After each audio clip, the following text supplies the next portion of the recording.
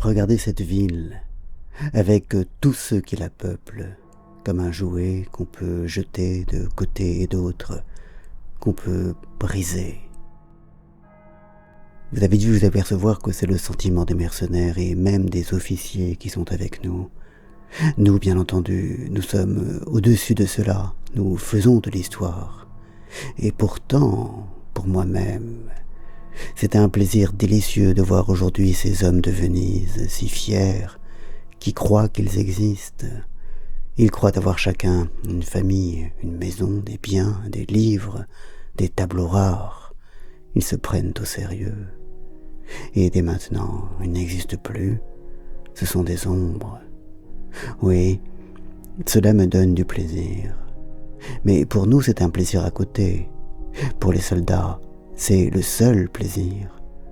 Que leur importe l'histoire à la plupart d'entre eux, et l'entreprise de cette nuit ne leur donnera ni fortune ni gloire. Après, comme avant, ils seront des soldats. Il faut leur donner cette ville comme jouet pour une nuit, ou même aussi pour le jour d'après. Et surtout, vous, le chef, si vous avez des amis particuliers à Venise, ne cherchez pas à les protéger. Les officiers voudraient en faire autant. Ce soin est fatal à des entreprises comme la nôtre. Cela refroidit les troupes. Il faut qu'elles aient pleine licence de tuer tout ce qui leur résiste, et même ce qui leur plaît. Une telle licence donne seule à l'action ce caractère foudroyant qui emporte la victoire. Mais c'est aussi dans l'intérêt des gens de Venise eux-mêmes qu'il faut agir ainsi. Ces gens qui, dès demain, se trouveront sujets du roi d'Espagne. Il faut abattre leur courage d'un coup et une fois pour toutes, dans leur intérêt, pour pouvoir ensuite les faire obéir sans effusion de sang. Vous n'y parviendrez pas autrement. Car, quoi que j'ai pu dire dans mon discours aux conjurés, presque tous haïssent l'Espagne et sont passionnément attachés à leur patrie et à leur liberté, le peuple autant que les nobles. Ainsi, si vous n'abattez pas leur courage une fois pour toutes, ils se révolteront tôt ou tard, et la répression de la révolte exigera plus d'effusion de sang et causera plus de dommages à votre réputation que les horreurs du sac. Les cruautés de cette nuit ne feront pas tort à votre réputation, car tout le monde sait quelle est la licence des soldats dans un sac. Vous arrêterez cette licence quand elle sera allée assez loin, et comme c'est vous qui aurez rendu l'ordre et la sécurité après la terreur, les gens d'ici vous obéiront aveuglément.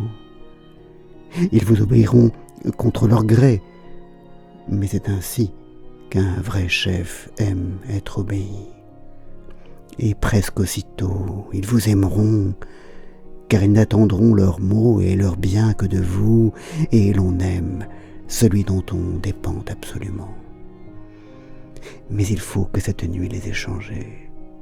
Voyez-les fiers, libres et heureux.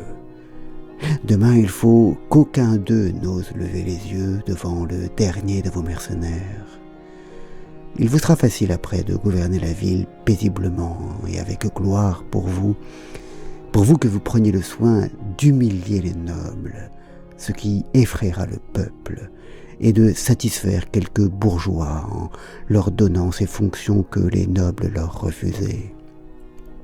Bien entendu, ces fonctions n'auront plus d'autorité. Les nobles ne devront plus avoir aucune place. Eux qui étaient trop fiers pour parler aux étrangers ne devront rien pouvoir faire, ni commerce, ni mariage, ni déplacement, sans passer de longues heures dans les antichambres d'Espagnols pour obtenir des autorisations. Il faut que cette nuit et demain les gens d'ici sentent qu'ils ne sont que des jouets, se sentent perdus.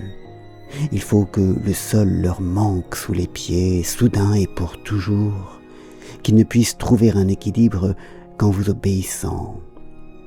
Alors, si durement que vous les gouverniez, ceux mêmes à qui les soldats que vous commandez auront tué un père ou un fils, déshonoré une sœur ou une fille, vous regarderont comme un dieu. Ils s'accrocheront à vous comme un enfant au manteau de sa mère.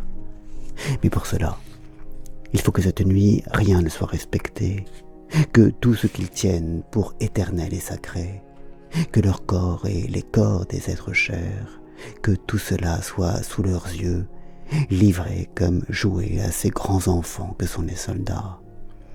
Il faut que demain, ils ne sachent plus où ils en sont, ne reconnaissent plus rien autour d'eux, ne se reconnaissent plus eux-mêmes.